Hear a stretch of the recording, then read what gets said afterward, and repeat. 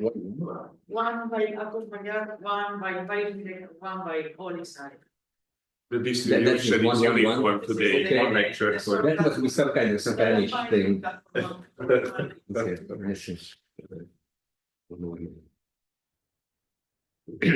Okay, so unfortunately, I kind of stopped in just before I finished the proof and just to go back a little bit to kind of where we were and what was this setup. So, so we introduced certain sets, and we can think of for each K, we provide a partition of the torus of the Fourier space, and these were certain parameters, J non-negative integer, and K was much bigger than J, K bigger than maybe a little bit bigger letter, 2 to the J plus 2. So that will mean that J is less than equal to J sub K, we will fix to be so that we are equally here, so something like log 2K minus 2. And accordingly, for each pair J and K, we introduced a certain set, which we denoted by omega K and J. And basically, these were the set theoretic sum of a grid of a certain small size 1 over Q sub J. So 1 over Q sub J Z to the D. So that is just the D-dimensional grid. We get 1 over QJ. And basically on every grid point, you place a small cube. So that is the set theoretic sum of plus the cube of size L to the J minus K, which is very small. So basically what we have here, we have this grid, and there is a very small cube placed on every grid point of size that we write it this way, 1 over L. We not L2 to the right side, 2 to the J minus K. 1 over 2 to the K minus J, and it's 1 over QJ. And basically, what we note is that if we are outside such point, then there is a non-trivial cancellation. The Fourier transform, plus there is something stronger when we majorize the Fourier transform of the discrete sphere by integral, even that is uniformly small outside these points. So if you avoid rationals, then we have some cancellation in this exponential sum, which basically the Fourier transform of the lattice points of spheres. So we have this, and accordingly, we introduced functions which basically supported on these cubes, but if you enlarge the cube a little bit, they are zero outside it. So just the smooth versions of these sets, these were this function psi K of J, and then we introduced it in the space where the Fourier transform looked like the following. So therefore, the sum over all lattice points L in ZD of some continuous Fourier transform of some Schwartz function of L times, and L was 2 to the K minus J times the point C, C minus L over sub J. And this function was basically just a usual cutoff function. Something like this, just in the dimension. Okay, and then we had a resolution for each K of the Fourier. So now we consider the object we consider is the discrete spherical maximal operator. So we have a function f in L2 CD, and then we consider what we call the discrete spherical maximum operator, denoted by A star of F, which is the sup overall positive lambda, where lambda squared is an integer, so the discrete sphere is on empty of F convolved with sigma lambda, and that is just the average on the lattice points on the sphere of radius lambda. And then we can think of this as this is the soup over all k. Within the soup of 2 to the k less than equal lambda less than 2 to the k plus 1. F times sigma lambda, let's write it this way, and this we denote it by m sub k f. So we think of the discrete spherical maximum as the soup over these maximum operators of Derived pieces, and to this decomposition we will this representation of the maximal function for each k, we use a resolution of f at level k by decomposing the Fourier transform to these pieces. So what we do is for each k, we write f, let's say fk plus gk plus hk, where fk, so that would be f from 1, the first piece of these convolutions, so psi k0, plus the rest is basically just decomposing the Fourier support between these pieces. So j is fixed, so the grid is fixed, but the cubes are changing. So k is, well, not quite the other way around, because k is fixed and j is running. So now simply j0 to the last step would be jk or jk minus 1, f on all with what we denoted by delta psi k and k, and this is just the difference between two consecutive ones, psi k j plus or minus psi k j, plus the last piece, f minus s time psi k and jk. So this is fk, this is g of k, and this is h of k. So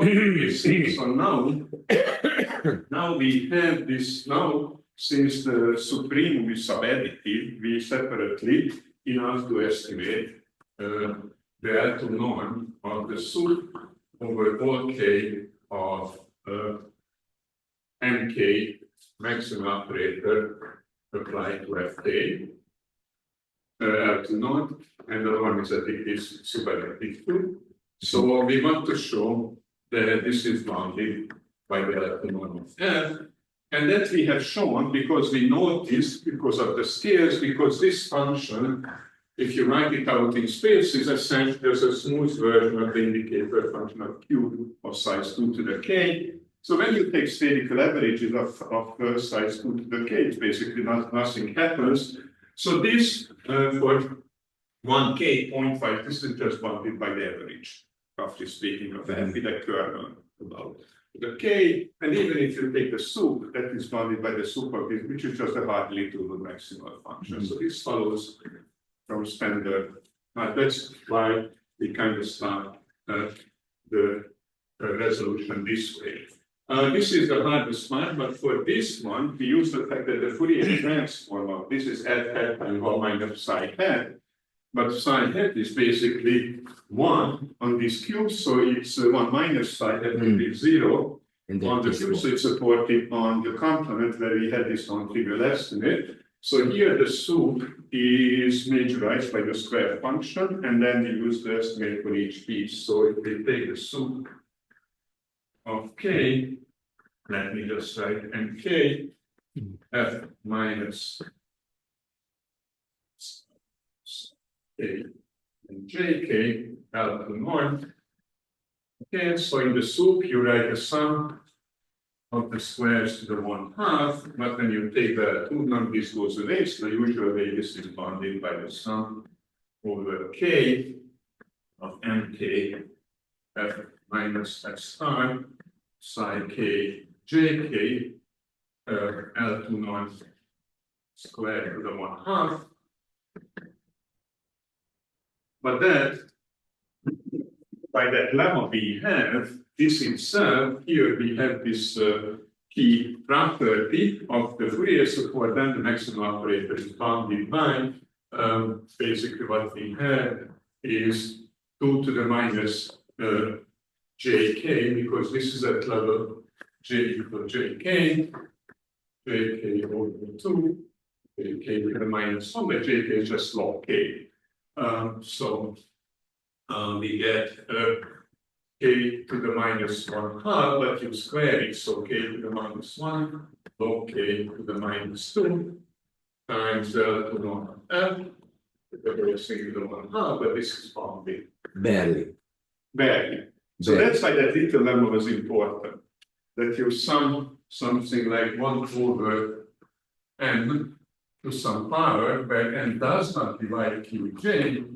It is a little stronger. Qj was the least common multiple of all numbers up to 2 to the j. Yeah. So n has to be bigger than 2 to the j, but then if you just use that, you would just get 2 to the minus j r minus 1.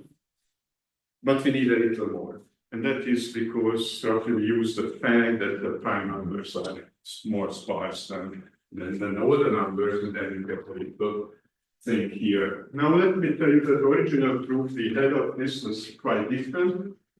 It used much more analysis. It used a full asymptotic expansion of the Fourier transform of the lattice quantum sphere, and for each piece you use a transfer, so transfer the continuous time spherical maxima down to the discrete case, and then you didn't need any kind of tricky little estimates. So it's only this approach, and you need in 5 dimensions that little extra estimate. And the last piece is this one, and then you have to use a Minkowski inequality, and again the Fourier support of these differences are away from rational points. So that somehow works like this. So supreme over k, and now we have nk g of k, the middle piece, which itself is a sum. And again, that's less than equal than the L2 norm of summing k mk gk squared to the 1 half. So that does the same thing, 2 norm squared, but now let's write this out. So this would be a double sum, so that would be a sum in k. And then a sum in j, then L2 norm, a sum in j, that j is less than equal than jk, so that is this restriction between these two parameters j and k, and then you would have mk f homologue with this delta k sub j norm to square to the 1 half, here.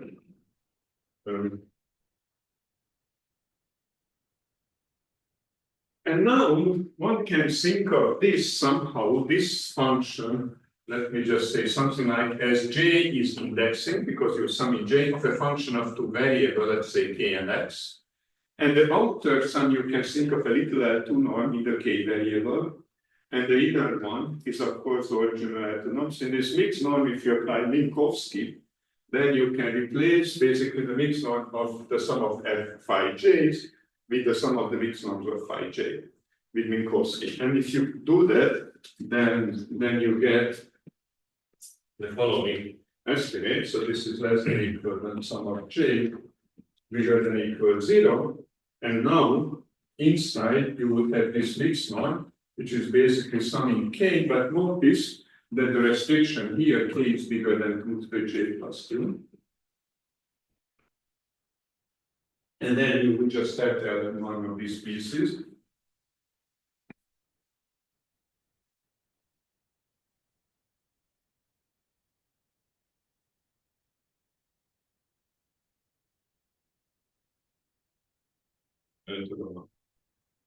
Okay, but now we are in good position because again the Fourier transform of these pieces are outside omega jk, so we can again use a non-trivial estimate here, dk estimate. So this piece now would be less than equal than 2 to the minus j over 2. And now in this case, I don't need the extra j to the -1, so I just forget about that, times the L2 norm of just this piece.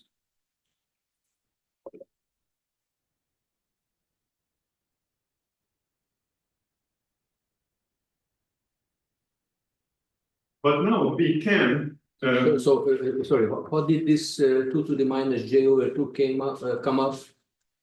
Where is it? Yeah, where is it coming from? Oh, it's coming from the L2 norm of this piece, because again, the Fourier transform of this, because this is the difference of two consecutive one. And so this is, if you go to the Fourier space,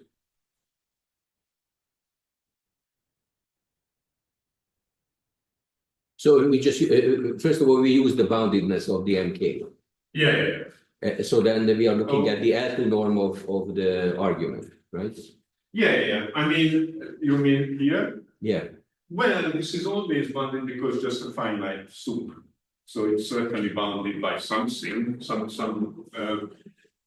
multiple of FL to norm F. But the point here is that the Fourier transform of this function, which is F hat times the Fourier transform of this, is supported where the Fourier transform of this piece is supported. And that is supported away from the support of sine hat k and k, because remember these are cutoff functions, and then if you change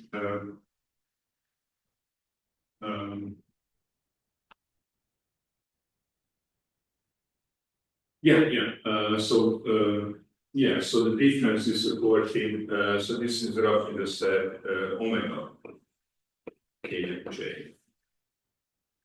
Oh, wait a second. Yeah. So Omega? Yeah. So omega k and j was this set when you basically cut a small neighborhood out of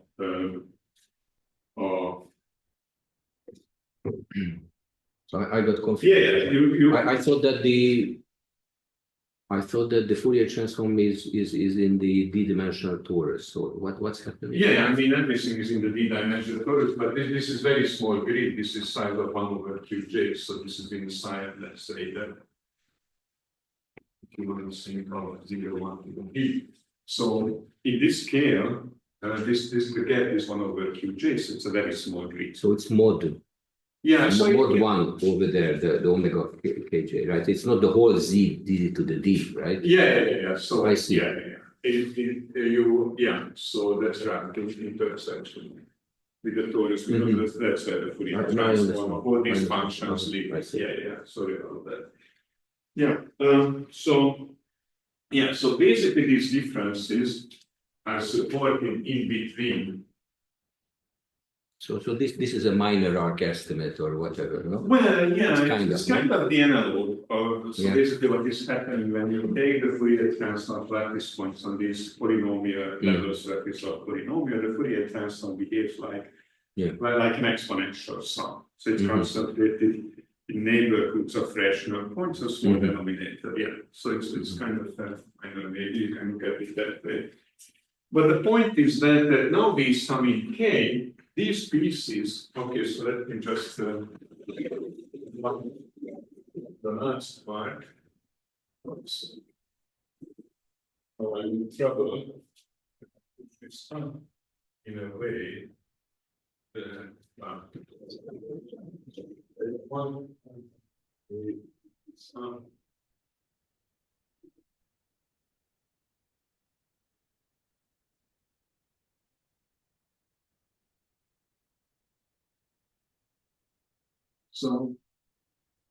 So there we are. So we have that. So we have a sum in J, and we have this factor which is J, 2 to the minus J over 2. So we want to have problem summing up in J. What happens with the sum in K? Let's look at the Fourier transform of that piece. So that is, let me write it out. So that is the integral of f hat of c squared times the sum in K of the Fourier transform of these functions.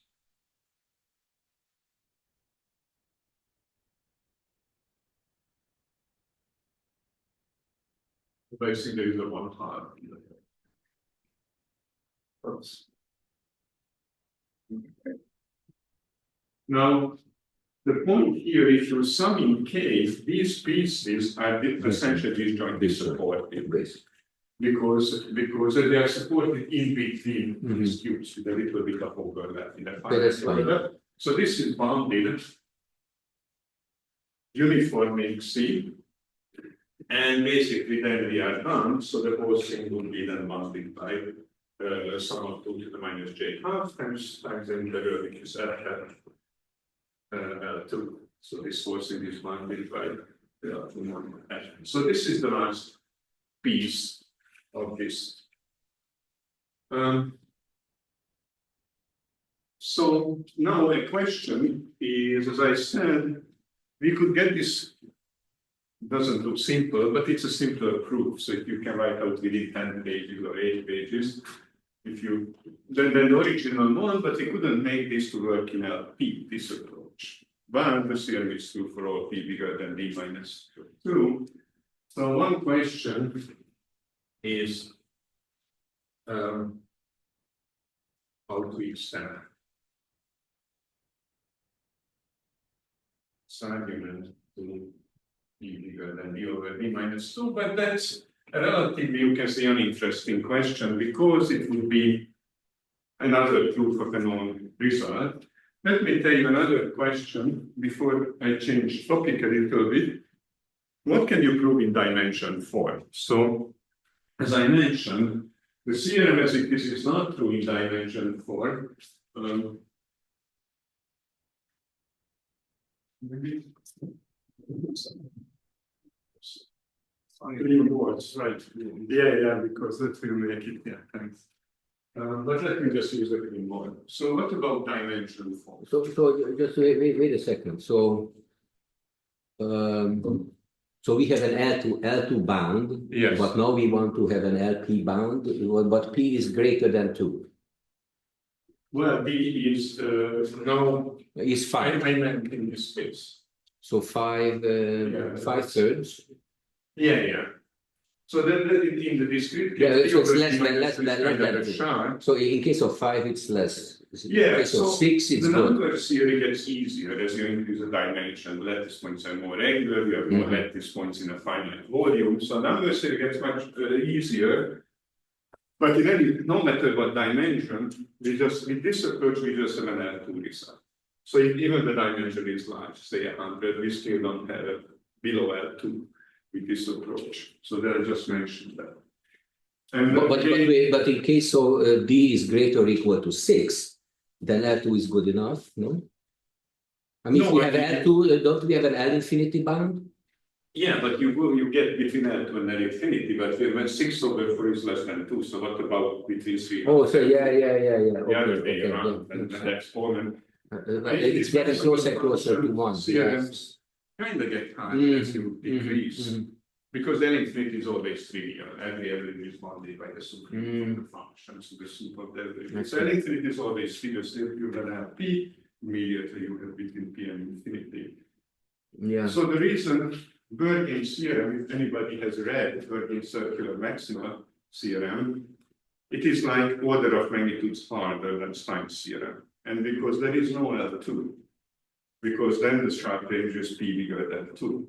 And it's extremely careful analysis of these averages and these tangent geometric arguments to do that.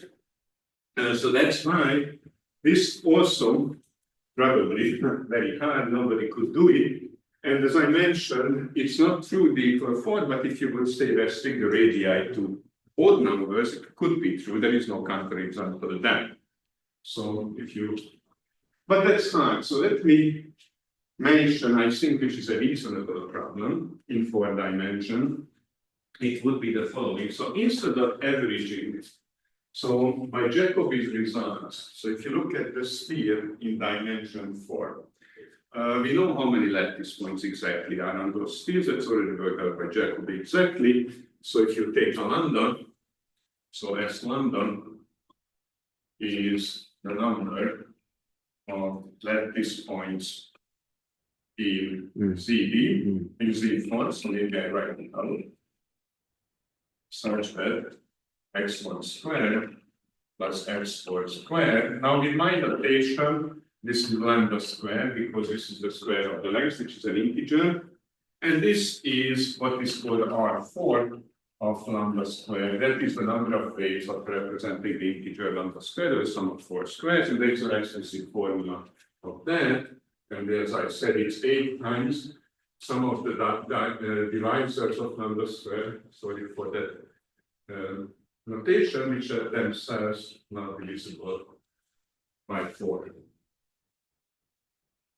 And the problem is that it's 8 times 1 plus 2, 24, then lambda squared is a power of 2.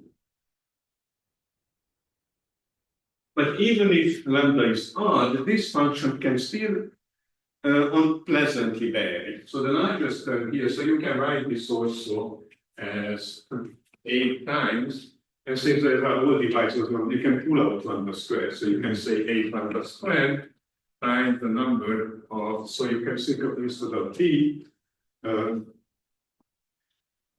lambda over d. So 1 over d, and then there is this little funny thing, d divides lambda, again d divides lambda squared, and 4 doesn't divide, but let's forget about that a little bit on the square over d. So this is usually very small, or maybe smaller than a constant, but there could be some numbers, and this can go to infinity. So this function is not regular yet.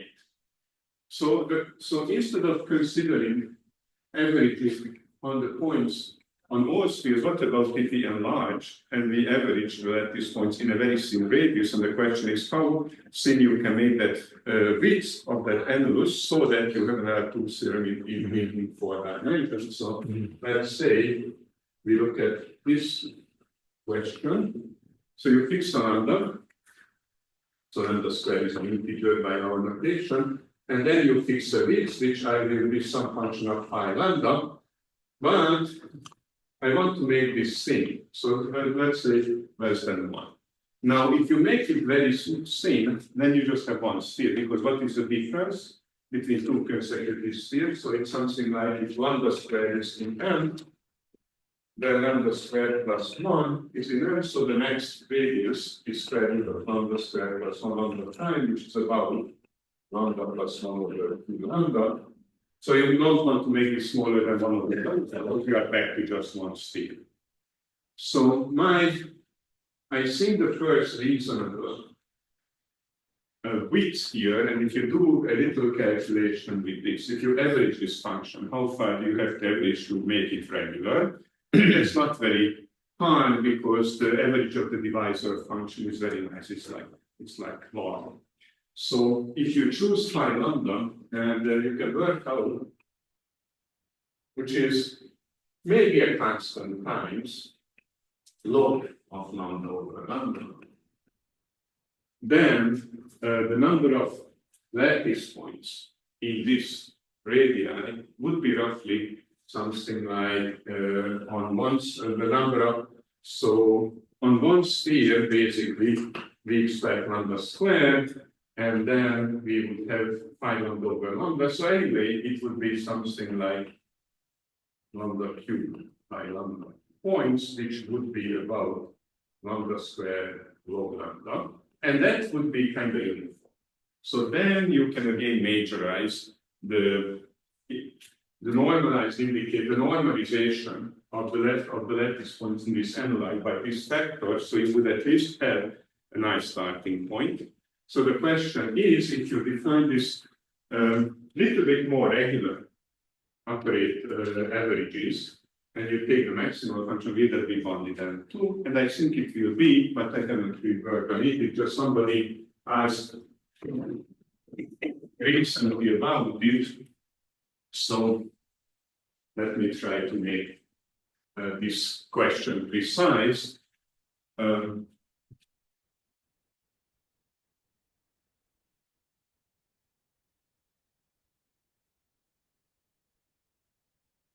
So let's say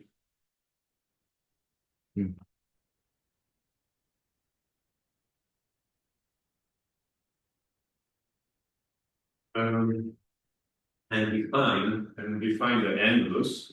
Maybe I don't denote it by A because that was averaging B.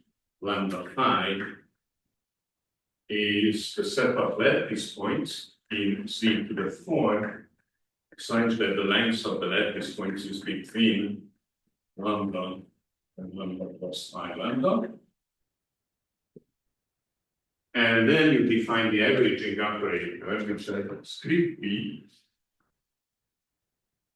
f at x being 1 over the number of lattice points in this annulus, so it's an average, times sum of fx minus y, where y is in the annulus.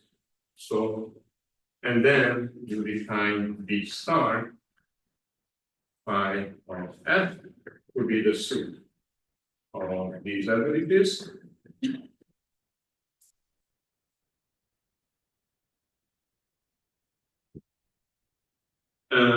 And then the question is for what time is it true that you have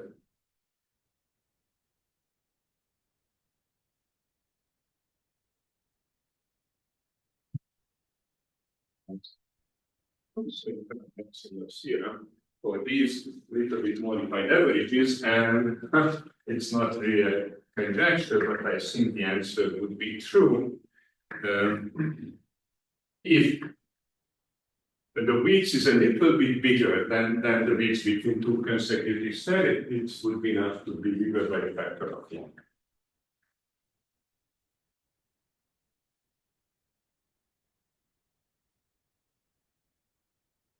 But I don't know, it is just a question I thought may be interesting, maybe something which can be done in 4 dimension, because I know the original statistical maximum was tried a number of times over the years, and it's probably very hard. So you don't make any smoothness, whatever assumption about the phi? As well as you can. But it doesn't really matter because it is just an average of spheres. So yeah, maybe it matters. Yeah, because maybe the way you average. Yeah, I mean, if you want first, you can assume some sort of. So what do you know? So what if phi lambda is log lambda squared divided by lambda? Do you know then? What I know is basically the number of lattice points becomes unique. In that case, if it reaches log lambda over lambda, then this oscillation which you have on the difference is kind of vanishing because you average it out. I see. That's why I think the log lambda is like a nice cutoff. So because the counterexamples come from this oscillation that there are some spheres, if there's very few lattice points and so on. All right, so let me change subject. There is too much. Will there be any comments about dimension 3? I'm sorry? Dimension 3.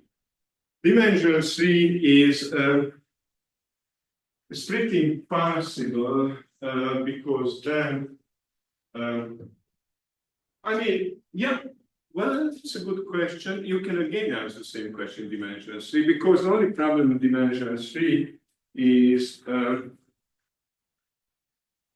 it's even more irregular. There are many spheres which do not have. There is Gauss characterization, which numbers can be written as the sum of 3 squares. And even those which can be written sum of 3 squares, the formula is much more complicated. There is the class number, of certain of certain extensions of the algebraic extensions of the integers. So that's very wide, even to have an idea. But again, you can think of averaging it out. Probably you need a longer averages to even have a good idea like how many points you have on the spheres. On the other hand, interestingly enough, you can do in 4 dimensions another thing I can prove, and it's not just me, that you have a uniform distribution of lattice points. If you, for example, allow only odd radii where the factor of 2 is bounded, and there is a result that even in dimension 3, for nice radii, the lattice points get uniformly distributed on the sphere when you map them, project them back to the unit sphere. So you get more and more, and they get. So this kind of active distribution results can be done, surprisingly enough, without knowing like how many. And in 3 dimensions, it uses the theory of modular forms. Certain weight is Sepa function by spherical harmonics, so it's different. In 4 dimension, you can use our methods to get like a relatively precise estimate, like how many lattice points you have on spherical caps, even the discrepancy. So you take the difference of the spherical caps with the expected number, which is given by the area. You can get some non-trivial estimate. So those kind of results can be obtained. Okay, so let me tell you another, an easy corollary of this thing, and not even the spherical maximal function, just this knowledge about the Fourier transform of the lattice points. So, so here is one corollary, but maybe before that, so what I will use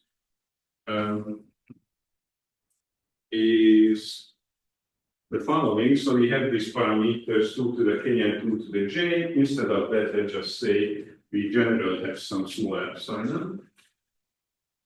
We will define positive integer with respect to epsilon. That would be the least common multiple. Or maybe before I do all this technical definition, maybe I tell you what I want to say, what I want to prove, what would be the next thing, which may be a nice statement. So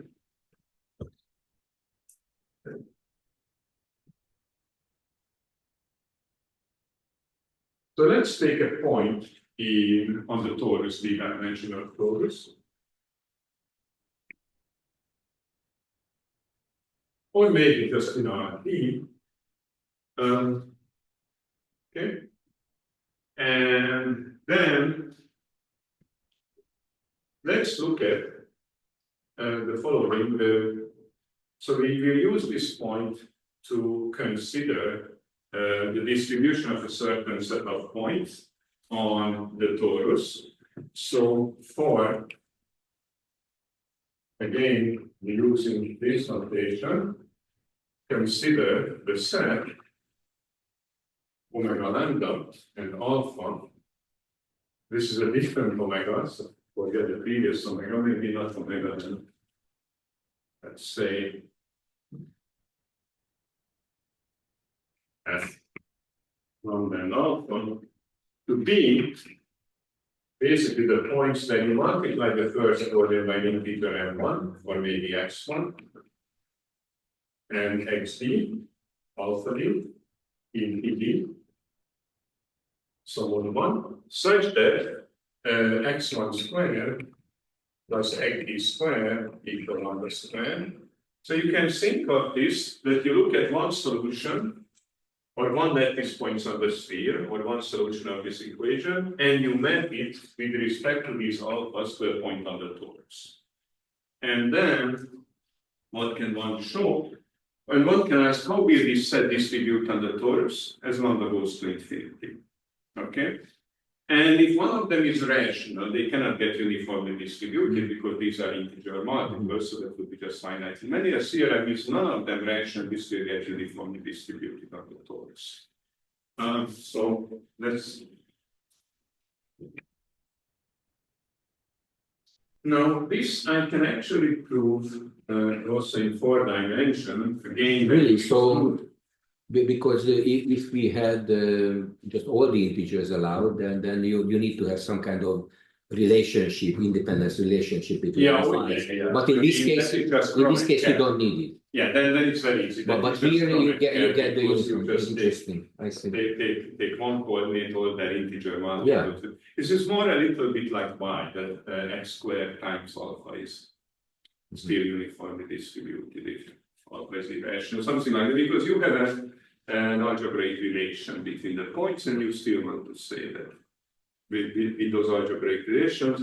But basically, I think of this as kind of an equidistribution in some sense of the solution, because you map into a finite measure space, the torus, and then you get uniform distribution. It's a special case of a more general measure theorem. So if this is, and if alpha, and this is the weakest version I'm telling, so is in R minus Q to the D, then this set gets uniformly distributed. And what does it mean in a big sense? That for every continuous function of the torus, we have the following.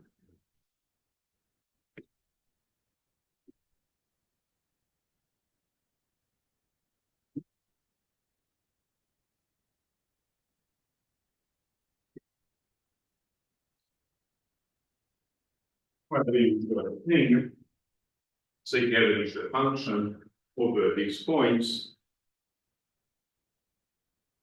which is just a number of solutions. So this is just sum of f and one alpha and the alpha d will converge to mx x equal lambda will converge to the integral as on the roots. So this is one thing, and this will be a very easy corollary of this concentration of the Fourier transform of the lattice points on Fourier transform of the discrete sphere on rational points. Okay, so let me write a corollary first of what we have already proved, because we will use this corollary to prove that little theorem. So fix an epsilon and compact this epsilon set up a certain integer, which would be the least common multiple, maybe epsilon less, so less than 1/2, q less than equal epsilon to the -2.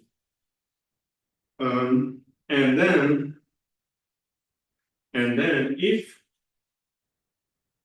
we have a scale which is sufficiently bigger than q epsilon, so let's say bigger than q epsilon squared, or maybe a constant times q epsilon squared, and if you have a radius which is even bigger than q to some extent, I think this will be bigger than L, then the Fourier transform on the normalized discrete sphere.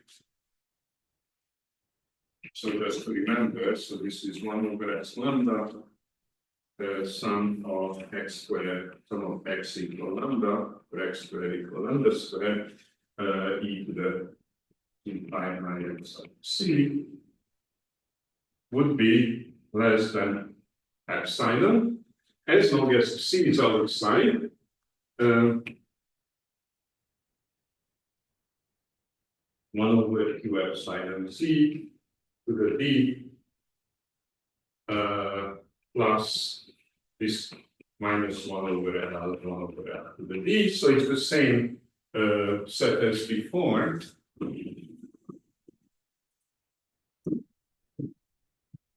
But with these parameters. And this is immediate from the previous one. We just set up this the role of J and K as L, and so that's the same set here. But okay, so the whole thing is the torus, and you have this very fine grid of 1 over side 1 over q epsilon, and within this grid you have these very small cubes of psi length 1 over L, and you are outside here, then you have a little bit of cancellation, basically. And that's what we use. And the proof is immediate from this lemma what we proved last time, because we will just set up something like 2 to the j is about epsilon to the minus 2, so this q epsilon we all q's are j, and then we would set L to be so we would set what L to be 2 to the k minus j. Because I think that was the scale, so that defines u 2 to the k, and clearly in this case lambda would be bigger than 2 to the k. So that would mean that our point is outside this set.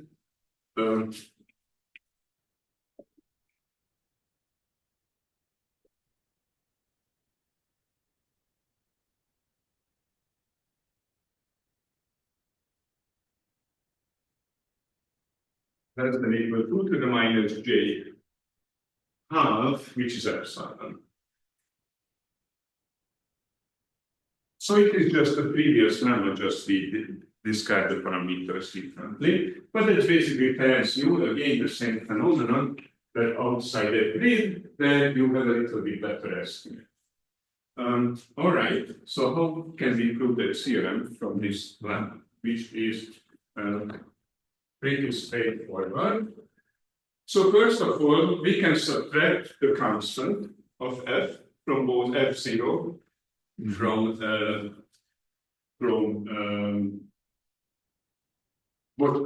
the average of f from both sides, because they're just a constant and everything is normalized here. So we can assume that the integral of f is 0. So without loss of generality. So now then we can use y-extras to approximate f with a trigonometric polynomial. Okay, so also you fix some epsilon, and then let's say we would have a polynomial, trigonometric polynomial g, which would be some in k in zd, some a sub k. What are the variables here? G of C, let's say.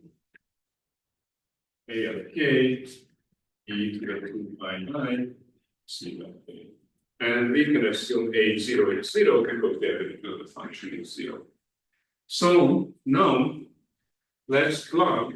So now let's look at, so if the average of f is 0, we want to show that these averages go to 0. Now basically we want to show, now if we replace f with g, and we can show that the average over g is less than epsilon, then the average over f will be less than 2 epsilon, because this y-extra is a uniform approximation. So, let's, and this is a finite sum, because it's a trigonometric polynomial, so let's say k is less than equal than k. So we have a fixed k depending on epsilon. So it would be enough to consider one term. So let's plug this exponential into that average and see what we get. So fixed k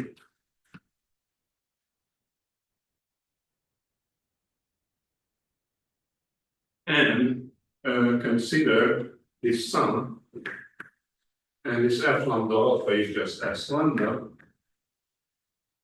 and the sum of, and maybe so it doesn't get one thing on the top of the other.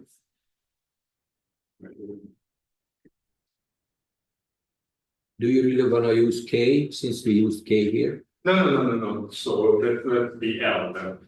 Let's not confuse. No, this is just an expansion. Basically, it's a truncated Fourier expansion, something like that. But we can think of y as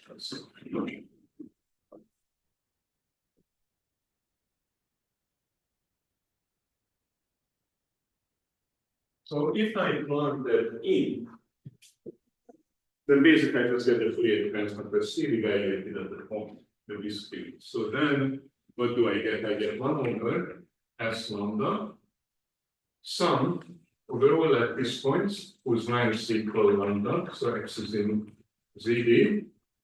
And then we have this exponential e to the 2 pi I, and then the point C is this x1 alpha 1 xd alpha d multiplied by taking the net product with L. So what do we have? L1 x1 alpha 1 LD xd alpha d. But you can think of this as the inner product of x in a certain points. So this would be just 1 over s lambda, some x equal lambda, and let me write the following way: e to the 2 pi I x dot, and I put this L composed with alpha, and this L composed with alpha is the point L1 alpha 1 LD alpha d. But this is just the Fourier transform. This is what we define sigma lambda hat, Fourier transform of the lattice points x on the sphere, evaluated at this L1 alpha 1 LD alpha d. Okay, but if alpha 1 alpha d are all irrational, and L1 LD is not, at least one coordinate is not 0, which we can assume that at least one point here is irrational. So this is not a rational point. Okay, so this L composed with alpha is not in u to the d for every L, which is not the 0 vector. And from that lemma, I should have wrote this extra corollary right away. From that lemma, it is immediate that if you take xc, whose at least one coordinate is irrational, then this sigma lambda hat of xc will go to 0. Why is that? So now take so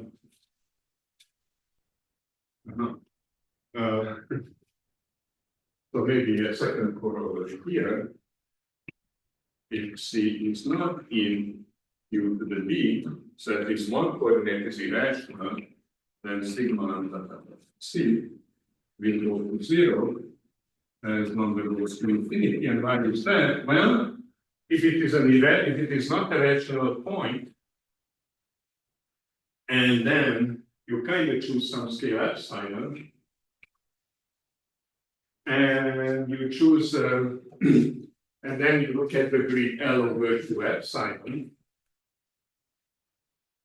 and maybe this is our point C, and this is the closest grid point L over 2 epsilon, but it's not the same point because at least one coordinate is irrational, and this is a rational point. If you choose L large enough, this won't be this won't be on this set omega Q and L. So then you would have a little bit of gain. Then the Fourier transform would be less than epsilon.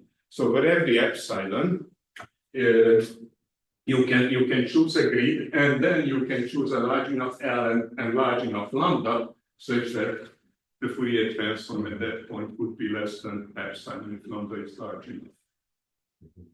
Again, because what I do here is, so I fix first epsilon, then I fix the grid of gap 1 over 2 epsilon, then I choose an L, so that even an L, 1 over L neighborhood won't contain C, and then for all lambda, which is sufficiently large, which is even larger than L, I will have this estimate that sigma lambda hat C would be less than epsilon, so that means that sigma lambda hat of C less than epsilon for all large enough lambdas, and that exactly means that it goes to 0, as long as it goes to infinity.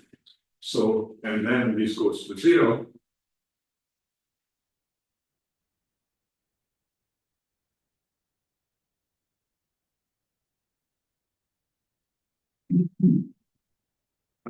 So, sorry, as long as it goes to infinity. So maybe because, so let epsilon be greater than 0, and then there exists an L such that C is not in 1 over 2 epsilon Z to the D plus minus 1 over L to the D. That's certainly true if L is large enough. And if now lambda is bigger than psi minus 2L, then we have that sigma lambda C is less than equal epsilon, so the bottom line is this. Raises the threshold, so that it number is bigger than the threshold, this is less than epsilon, and this implies that now, since Marius will talk about ergodic, so let me tell you what kind of ergodic theorem you get from that fact using the spectral theorem. So that's immediately you get an L2 ergodic theorem. And the reason I mentioned that, because you can have a pointwise ergodic theorem, but that uses the maximal function. Without the maximal function, and it's not completely enough, but you can modify the proof of the boundedness of the maximal function to get a so-called oscillation estimate, and that implies pointwise convergence, but let's not talk about that, just mention. Well, I was going to ask you about that, but okay. No, it's 1 minute. I just write down that you have the following theorem, combining that fact kind of with the spectral theorem, not using this with the spectral theorem, you can have the following. So let's say we have the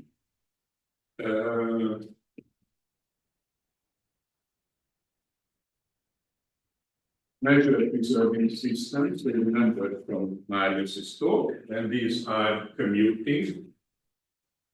So it's a so-called ZB action.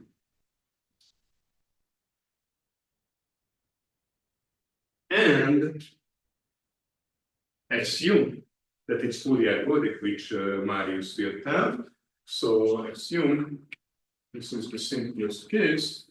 Then if you take even any fixed power, of course, P1 to the Q, P to the Q, ergodic for each Q bigger than equal 1, this is called fully ergodic. Then you have the following. Then for any f in L2x, mu, the following averages 1 over S lambda, sum of f P1, maybe I use m to the n1, P to the ndx. So that's a function, we can call this a lambda, f of x. We are converging L2 to the integral f on x d mu. So this was a special case when x was the torus and Pi was basically Pi c was basically shift along the ice coordinate by alpha. And that's but in general you can prove this. B is bigger than equal 5.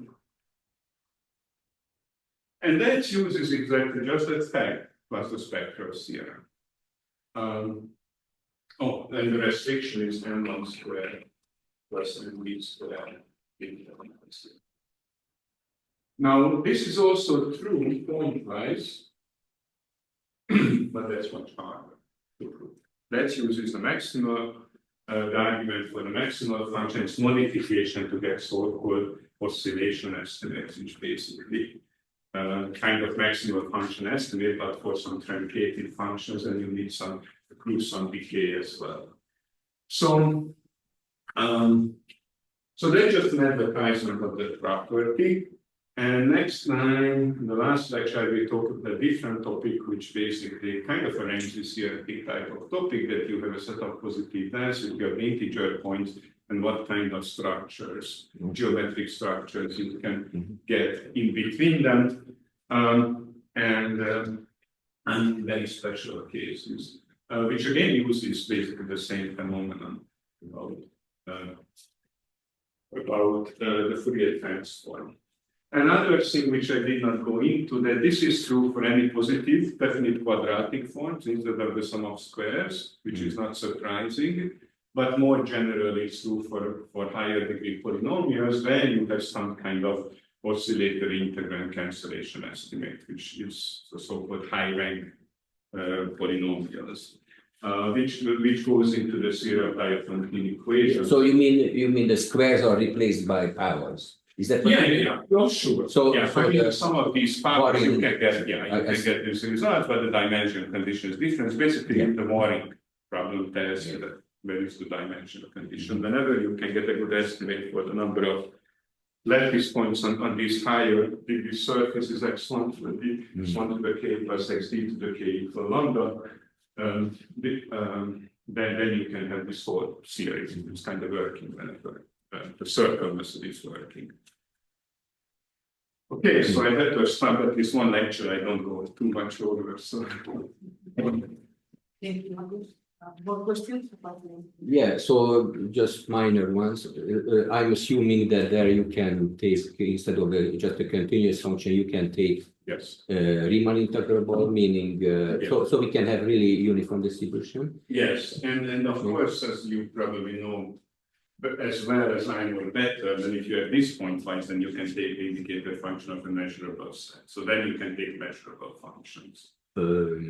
Yeah, no, you have to shift. So You have basically to the shift difference that. between L2 in this setting, whether this implies like a uniform distribution, basically in like rectangles. Yeah, that's what I But was if you gonna. replace rectangles as a general measurable function, that's basically then you the pointwise. Yeah. Type of variable. Because measurable functions are so much more complicated. So, but that's to prove that essentially you have to prove this. And so the other question I had was, so if we don't assume that, so what they call the total ergodicity, we still have convergence, just not to the But you have to integral, be right? careful, then you have to restrict. So let's say you have a joint eigenfunction of P1 to the Q, P2 to the Q.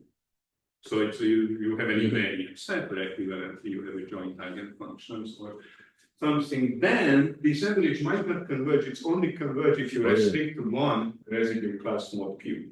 Because on the different residue classes mod Q, you can get different. Really? Because these are averages over these joint sets, not like nested sets, like the usual averages. When you take balls, they are nested, or even pieces of the parabola, like in Brazil. But these are these joints. So if the mod Q behavior of the spheres could be quite different, and then you have to restrict the averages. So if you don't have full ergodicity, you may only get convergence when you restrict lambda squares into residue classes. I see. Other questions? Thank you, Ákos, finally, and let's make a break. We will then